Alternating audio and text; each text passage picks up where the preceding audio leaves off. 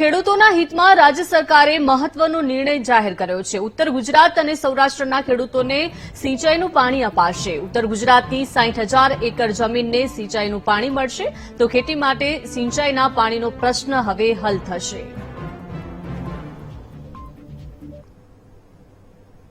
નહેર આધારિત ઉદ્વહન પાઇપલાઇનો આપણે જે બનાવી છે એમાં ઉત્તર ગુજરાત અને સૌરાષ્ટ્રના વિસ્તાર માટે સિંચાઈના પૂરક સિંચાઈના અર્થે પાણીની ફાળવણી અગાઉ આપણે જે કરતા હતા લગભગ 2191 એમસીએફટી કરતા હતા, જેથી કરી અને ખરીફ પાકો ચોમાસા પહેલાના ચોમાસુ પાકો માટે એ બચાવવાનું કામ અથવા તો વહેલી વાવણી થાય એના માટે આપણે આ ફાળવણી કરતા હતા। આ વખતે નર્મદા વિભાગ સાથે પરામર્શ કરી અને મુખ્યમંત્રીશ્રીએ લગભગ 2331 એમસીએફટી એટલે લગભગ 140 એમસીએફટી વધારાનું પાણી આપવા માટે ખેડૂતલક્ષી નિર્ણયો લીધો છે।